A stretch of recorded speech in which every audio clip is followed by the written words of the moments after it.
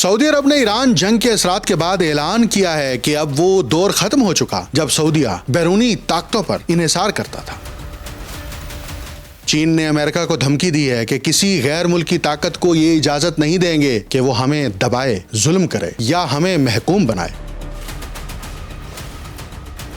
امریکی سینٹ نے ایران پر فوجی حملوں کے لیے پیش کی گئی قرارداد کو مسترد کر کے ٹرمپ کے ہاتھ باندھ دیے ہیں۔ انطالیہ ڈپلومیسی فورم میں 20 ممالک کے سربراہان شریک ہو رہے ہیں۔ کیا یہ 20 ممالک ایران جنگ رکوانے کی کوشش کریں گے؟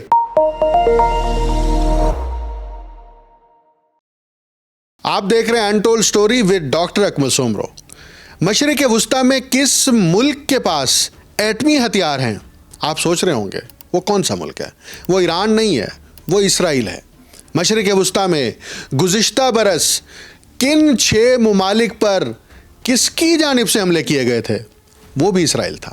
یعنی مشرق وسطی کا اصل جو امن تباہ کرنے کا ہمیشہ سے ذمہ دار رہا ہے وہ اسرائیل ہے، اور اسرائیل اپنی ایٹمی طاقت کی بنیاد کے اوپر یہ حملے کرتا ہے۔ اس لیے امریکن سینیٹر برنی سینڈر نے کہا ہے کہ اب امریکی ٹیکس کا پیسہ نیتن یاہو کی جنگ میں نہیں دھکیلا جائے گا۔ لیکن اکیلا برنی سینڈر بھی کیا کر سکتا ہے؟ کانگریس اور سینٹ دونوں یہودی لابیز جو اسرائیل کے لیے امریکہ میں آپریٹ کرتی ہیں، ان کا اثر و رسوخ وائٹ ہاؤس اور پینٹاگون دونوں پر ہے۔ اب یہ اثر و رسوخ وائٹ ہاؤس اور پینٹاگون کا ایک بہت بڑے اتحادی ملک میں ہمیں کم ہوتا دکھائی دے رہا ہے، اور وہ سب سے بڑا اتحادی مشرق وسطی میں کون ہے؟ سعودی عرب۔ سعودی وزیر خارجہ فیصل بن فرحان نے تو پریس بریفنگ میں اب واضح طور پر کہہ دیا ہے کہ اب وہ دور ختم ہو چکا جب سعودی عرب محض دوسروں پر انحصار کرتا تھا، یعنی دوسروں پر ڈپینڈنٹ تھا۔ یہ بیان بین الاقوامی تعلقات میں سعودی عرب کے تناظر میں انتہائی غیر معمولی ہے۔ 1973 سے سعودی عرب کی سیکیورٹی، بلکہ یوں کہہ لیں کہ امریکی صدر فرینکلن روز ویلٹ کے دور میں 1945 سے ہی سعودی عرب امریکہ پر ڈپینڈنٹ رہا ہے، بلکہ مکمل انحصار کرتا ہے۔ یہ بیان لگ رہا ہے کہ سعودی عرب نے اب فیصلہ کر لیا ہے کہ وہ اپنی خارجہ پالیسی کو امریکی انفلوئنس سے آزاد رکھے گا۔ اس سے پہلے بھی قطر کے وزیر کی جانب سے بھی ایسا ہی بیان دیا گیا تھا کہ وہ ایران کے ساتھ اپنے اچھے تعلقات چاہتا ہے۔ لیکن مڈل ایسٹ کونسل نے ایک مضمون شائع کیا ہے، اور یہ مضمون بنیادی طور پر ایک تصویر کھینچی گئی ہے کہ جب امریکہ اور ایران کے درمیان مذاکرات کا دوسرا دور شروع ہوگا تو اس میں کیا ہونا چاہیے۔ مڈل ایسٹ کونسل کے مطابق مذاکرات کا پہلا دور اس لیے نتیجہ خیز نہیں ہوا کہ مذاکرات کی ٹیبل پر خلیجی ریاستیں نہیں تھیں۔ اب دوسرے راؤنڈ میں خلیجی ریاستوں کا ڈائیلاگ میں شامل ہونا انتہائی ضروری ہے۔ میں نے اپنے متعدد پروگرامز میں یہ کہا ہے کہ ایران پر امریکی حملے کے بعد سب سے زیادہ نقصان خلیجی ریاستوں کو ہوا، اور اس کی سب سے زیادہ قیمت وہ متحدہ عرب امارات نے چکائی ہے۔ اسی متحدہ کو امریکہ نے تجارت کا مرکز بنانے میں معاونت کی تھی، اور یہاں پر ملٹی نیشنل کمپنیوں کے مرکزی دفاتر کھولے گئے، یہاں پر اسپیشل زونز تشکیل دیے گئے۔ اہم بات یہ ہے کہ اسی متحدہ عرب امارات نے اب ایران کے ساتھ بھی آپس میں اپنا تعلق بحال کرنے کے لیے ٹیلی فونک رابطہ کیا ہے۔ یورپ کا وہ ملک جو اس ایران جنگ میں سب سے زیادہ فرنٹ فٹ پر آ کر امریکہ اور بالخصوص امریکی صدر ٹرمپ کے خلاف بیان دے رہا ہے، وہ اٹلی کی وزیر اعظم میلونی ہے، اور انہوں نے ایران جنگ میں خود کو نہ صرف خبروں میں رکھا ہے بلکہ امریکی مخالفت کا ایک نیا نیریٹو بھی پیش کیا۔ ابھی بالکل تازہ ایک صحافی نے پریس کانفرنس کے دوران میلونی سے یہ سوال کیا کہ اگر ایران کے پاس ایٹمی ہتھیار ہوں تو وہ اٹلی کو 2 منٹ میں تباہ کر دے گا۔ اس پر میلونی نے بڑا شاندار جواب دیا کہ دنیا میں 9 ممالک کے پاس ایٹمی ہتھیار ہیں، اور آج تک صرف ایک ملک نے ہی استعمال کیے ہیں، وہ امریکہ ہے۔ آپ کو یاد ہوگا ہیروشیما اور ناگاساکی دونوں شہروں پر امریکہ نے ایٹمی بم اور ایٹمی حملے کر کے خود کو سپر پاور ڈکلیئر کیا تھا۔ برطانوی وزیر اعظم نے تو ابھی ایک اور بھی بیان دیا ہے، وہ کہتے ہیں کہ امریکہ نے ایران پر جنگ تو مسلط کر دی ہے، لیکن اب امریکہ کے پاس کوئی واضح ایگزٹ پلان نہیں ہے۔ دوسری جانب چین کے صدر شی جن پنگ نے ایک اور بیان جاری کیا، اور یہ بیان امریکی بحری ناکہ بندی پر وائٹ ہاؤس اور پینٹاگون کو دو ٹوک الفاظ میں جاری کیا گیا ہے۔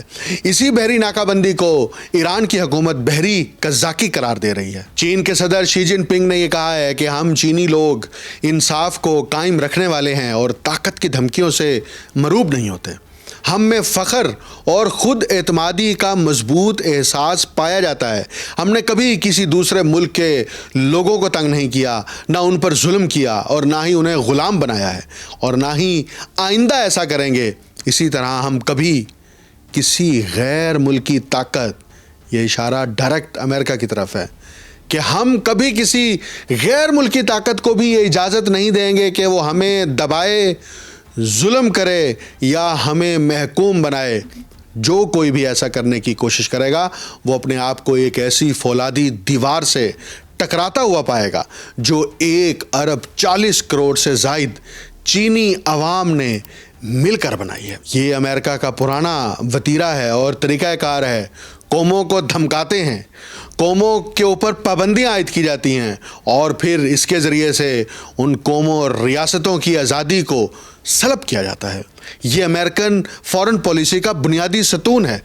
آپ کو یاد ہوگا کہ 1979 میں جب ایران کے اندر ریولوشن آیا تو اس کے بعد امریکہ نے ایران کے اوپر ایک تلوار لٹکا دی، اور وہ تلوار کیا تھی؟ ایران کے جو ایسٹس تھے ان کو فریز کرنے کا آغاز کیا گیا۔ اب یہ رپورٹ شائع ہوئی ہے کہ ایران کے جو فریز کیے گئے اثاثے، یعنی منجمد اثاثوں کی مالیت $100 ارب سے زیادہ ہے۔ ان اثاثوں کی مالیت ایران کی سالانہ تیل اور گیس آمدن سے تقریباً 4 گنا زیادہ ہے۔ اس وقت جنگ بندی مذاکرات میں تہران کا بڑا مطالبہ یہ ہے کہ کم از کم $6 ارب کے جو منجمد اثاثے ہیں وہ فوری طور پر جاری کیے جائیں تاکہ اعتماد سازی ہو سکے۔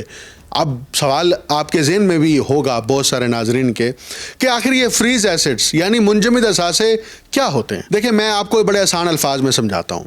جب کسی فرد، کمپنی یا کسی ملک کے مرکزی بینک کے پیسے، جائیداد یا سرمایہ کو کسی دوسرے ملک یا عالمی ادارے کی طرف سے عارضی طور پر روک لیا جائے تو اسے اثاثوں کو منجمد کرنا کہتے ہیں۔ اس کی وجہ سے ملک ان اثاثوں کو بیچ یا استعمال نہیں کر سکتا، جو پابندیوں، عدالتی احکامات یا دیگر قانونی وجوہات کی بنیاد پر ہوتا ہے۔ ایران کے اثاثے آخر کیوں منجمد کیے تھے؟ امریکی ریکارڈ کے مطابق پہلی بار 1979 میں اس وقت کے امریکی صدر جمی کارٹر نے ایران کے اثاثے منجمد کرنے کا حکم جاری کیا تھا، اور اس کی بنیادی وجہ اس وقت یہ تھی کہ جب تہران میں امریکی سفارت خانے کے 66 اہلکاروں کو یرغمال بنا لیا گیا تھا۔ 1981 میں الجزائر کے ذریعے ایک معاہدہ ہوا جس کے تحت امریکہ نے کچھ اثاثے ایران کو واپس کیے اور بدلے میں ایران نے 52 یرغمالیوں کو رہا کیا۔ 2023 میں قیدیوں کے تبادلے کے ایک معاہدے کے تحت $6 ارب ایران کو دینے کا فیصلہ ہوا، جو جنوبی کوریا سے قطر منتقل کیے گئے، مگر بعد میں دوبارہ پابندیوں کی وجہ سے یہ رقم اب قطر میں فریز ہے۔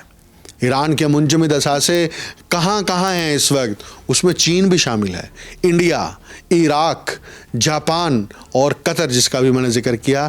یہاں پر ایران کے اثاثہ جات جو ہیں وہ فریز ہیں، اور ان سب کی جو کل مالیت بتائی جا رہی ہے وہ $100 ارب کے قریب ہے۔ امریکہ اور یورپی ممالک میں بھی ایران کے اربوں ڈالر کے اثاثے موجود ہیں، اور ایران امریکہ کے ساتھ ان مذاکرات میں انہی اثاثہ جات کو ڈی فریز کرنے کا بار بار تذکرہ بھی کر رہا ہے، اور اپنے 10 نکاتی شرائط کے اندر اس نقطے کو بھی شامل کیا گیا ہے۔ یہ امریکہ اور ایران کا جنگ، اور اس کے اندر اسرائیل جو امریکی سہولت کار ہے، امریکہ اسرائیل کا سہولت کار ہے، اسرائیل امریکہ کی پراکسی ہے، امریکہ اسرائیل کی پراکسی ہے، یہ دونوں مل کر جو ہے نا پوری دنیا کے امن کو تباہ کر رہے ہیں۔ لیکن اس کے باوجود پاکستان کے وزیر اعظم میاں محمد شہباز شریف نے ایک نیا دورہ جس کا آغاز کیا ہے وہ 4 دن پر مشتمل ہے۔ اس میں 3 ممالک سعودی عرب، قطر اور ترکیہ کے دورے ہیں، اور ساتھ ہی انطالیہ ڈپلومیسی فورم پر بھی پاکستان کے وزیر اعظم جا رہے ہیں۔ اب سوال یہ ہے کہ پاکستان امریکہ ایران ثالثی اور سعودی دفاعی وعدوں کو بیک وقت نبھا سکتا ہے یا نبھا رہا ہے؟ ابھی تو امریکن پریس کے اندر خاص طور پر جو سرکاری ان کی سیکٹری ہیں، پریس سیکٹری، ان کی جانب سے یہ بیان جاری کیا گیا ہے کہ اگرچہ بہت سے ملکوں کی جانب سے ایران اور امریکہ مذاکرات کے لیے ثالثی کی پیشکش کی گئی ہے، یہ ماسکو کی طرف سے بھی ہوئی، چین کی طرف سے بھی ہوئی، لیکن جو امریکہ ہے وہ فی الحال واحد اور صرف ثالث کے طور پر پاکستان کو لے کر چل رہا ہے۔ پاکستان نے ستمبر 2025 میں سعودی عرب کے ساتھ اسٹریٹجک باہمی دفاعی معاہدہ کیا تھا، جس کا مرکزی جملہ تھا کسی بھی فریق کے خلاف جارحیت، دونوں کے خلاف جارحیت سمجھی جائے گی۔ اسحاق ڈار نے سینٹ میں 3 مارچ کو واضح کیا تھا کہ انہوں نے یہ بات ایرانی وزیر خارجہ عراقچی کو ذاتی طور پر بتائی ہے۔ تو سعودی دورے کے ہمیں پاکستان کے وزیر اعظم کے 3 مقاصد نظر آتے ہیں۔ محمد بن سلمان کو اسلام آباد مذاکرات کی بریفنگ، ان کو بتانا اس کی ساری تفصیلات، اور اسی طرح فوجی تقرریوں پر جو فوجی تعیناتی انسٹالیشن پاکستان کی ملٹری وہاں پر کر رہی ہے اس میں شفافیت، تاکہ ایران کو یقین رہے کہ یہ دفاعی ہے، اور سعودی ایران چینل استعمال کرنا جو ٹائمز آف اسرائیل کے مطابق فعال ہے، کیونکہ دونوں وزراء خارجہ نے اسلام آباد مذاکرات پر فون پر تفصیلی بات بھی کی تھی۔ اب اس میں دوسرا ملک قطر ہے۔ یہ سب سے غیر متوقع مگر ایک امپورٹنٹ ہمیں سلیکشن نظر آ رہی ہے۔ قطر وہ ملک ہے جس نے غزہ بحران میں ثالثی کی، جہاں طالبان کا پولیٹیکل آفس تھا اور امریکہ کے طالبان کے ساتھ براہ راست مذاکرات قطر کے اسی پولیٹیکل آفس میں ہوا کرتے تھے، اور جس کے وزیر اعظم اسلام آباد مذاکرات سے پہلے پاکستان آئے تھے۔ CNN نے یہ بھی بتایا ہے کہ قطری حکام اسلام آباد میں بالواسطہ موجود تھے، اور قطر میں الودیع ایئر بیس ہے، آپ کو پتہ ہے، میں نے بار بار کہا یہ وہ ایئر بیس ہے جو امریکی سینٹرل کمانڈ کا ہیڈ کوارٹر ہے، جہاں سے امریکی سینٹرل کمانڈ کا فارورڈ ہیڈ کوارٹر ایران جنگ کو آپریٹ کر رہا ہے۔ بیک وقت امریکی فوجی اڈے کا قطر میزبان بھی ہے، اور ایران سے بات کرنے والا بھی قطر شامل ہے۔ قطر کے بینکوں میں اس وقت ایرانی منجمد اثاثوں کا ایک حصہ ہے جس کی مالیت $6 ارب بتائی جا رہی ہے، جو اسلام آباد مذاکرات کے اندر بھی ایرانی حکام کی جانب سے پیش کیے گئے تھے۔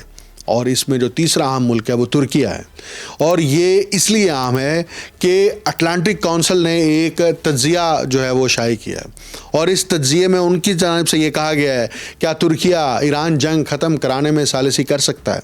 تمام علاقائی کھلاڑیوں میں ترکیہ یقیناً ایک بڑی طاقت بھی ہے اور صلاحیت بھی رکھتا ہے، لیکن وہ تنازع کا کیونکہ براہ راست فریق نہیں ہے۔ اس کے ساتھ ایک اور اہم بات یہ ہے کہ تہران بھی ترکیہ کے اوپر مکمل آزادانہ طور پر انحصار بھی نہیں کرتا اور اعتبار بھی نہیں کرتا۔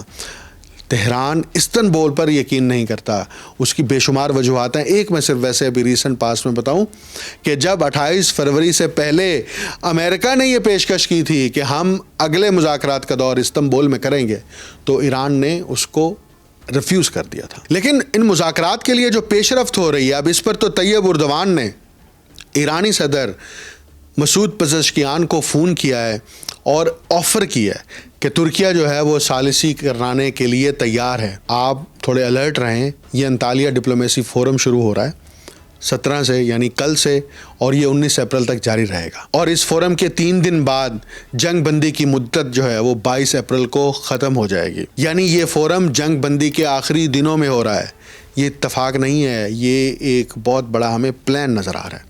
اس سال کے فورم میں 20 سے زیادہ سربراہان مملکت، تقریباً 15 نائب صدور، 50 سے زیادہ وزراء اور 40 سے زیادہ وزراء خارجہ، 75 بین الاقوامی آرگنائزیشنز کے ریپرزنٹیٹیو اور 150 سے زیادہ ممالک سے تقریباً 5000 افراد یہاں پر جمع ہو رہے ہیں۔ مگر انطالیہ کی ٹائمنگ جو ہے وہ اس وقت سب سے زیادہ اہم ہے۔ 17 سے 19 اپریل فورم ہے، اور 22 اپریل کو جنگ بندی کی مدت ختم ہو رہی ہے۔ ٹرمپ نے تو یہ بیان دیا ہے کہ انہیں امید ہے کہ جنگ بندی میں توسیع نہیں کرنی پڑے گی، کیونکہ اس سے پہلے ہی معاہدہ ہو جائے گا۔ اس لیے بین الاقوامی میڈیا بھی بار بار یہ خبریں پیش کر رہا ہے کہ جیسے ہی پاکستان کے وزیر اعظم واپس وطن پہنچیں گے تو ہو سکتا ہے اس کے فوری بعد ایران کا ایک اعلیٰ سطحی وفد اور امریکہ کا ایک اعلیٰ سطحی وفد دوبارہ اسلام آباد میں آ کر پڑاؤ ڈالے گا اور مذاکرات کا دوسرا راؤنڈ شروع ہوگا۔ اب انطالیہ ڈپلومیسی فورم حاشیے پر رہتا ہے یا اس فورم کے ذریعے سے بڑا بریک تھرو ہوتا ہے، یہ تو ہمیں 2 دن میں معلوم ہو جائے گا۔ لیکن ایک اہم بات یہ ہے کہ امریکہ، اسرائیل اور ایران جنگ میں سعودی عرب بھی متاثر ہوا ہے، اور یہ ایک خلیجی ریاست کا ایک اہم ملک بھی ہے، اور اس جنگ سے براہ راست اس پر امپیکٹ ہوا ہے، اور ایران کا پڑوسی بھی ہے جس کے ساتھ 534 کلومیٹر کی سرحد جو ہے وہ ملتی ہے۔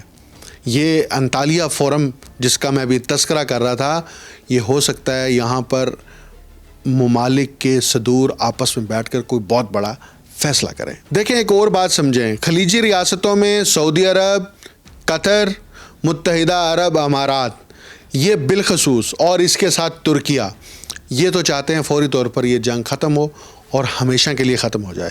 بلکہ ایران کے صدر مسعود پزشکیان نے بھی یہی بیان جاری کیا ہے کہ ایران جنگ نہیں چاہتا اور اس جنگ کو ہمیشہ کے لیے ختم کرنا چاہتا ہے، لیکن کنڈیشنل کیا کہ ہم اپنی آزادی اور خود مختاری پر سمجھوتا نہیں کریں گے۔ اگر ایران کا صدر یہ کہہ رہا ہے کہ ہم مذاکرات چاہتے ہیں، جنگ نہیں چاہتے، تو وہ کہہ رہے ہیں اس کا مطلب یہ نہیں ہے کہ ہماری شرائط اور ہماری کنڈیشنز کو نہیں مانا جائے گا اور صرف امریکی شرائط تسلیم ہوں گی، ایسا نہیں ہوگا۔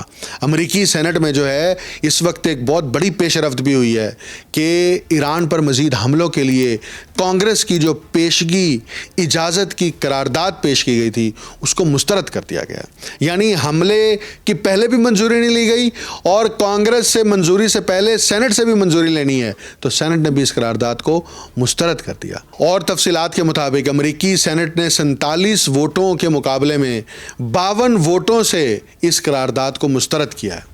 یاد رہے کہ ٹرمپ انتظامیہ کو اگلے 2 ہفتوں میں ایران کے خلاف جاری آپریشن ایپک فیوری کی کانگریس سے منظوری لینا ضروری تھی اور ہے، اور منظوری نہ لینے کی صورت میں 29 اپریل تک ایران کے خلاف آپریشن بند کرنا پڑے گا، یعنی یہ جنگ بند کرنا پڑے گی۔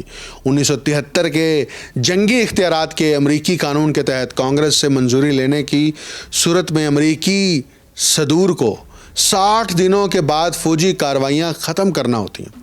امریکی سینٹ میں اسرائیل کو فوجی امداد سے متعلق قرارداد پر بھی ووٹنگ کرائی گئی اور اسرائیلی فوج کے لیے امریکی بلڈوزرز کی فراہمی روکنے کی قرارداد مسترد کر دی گئی۔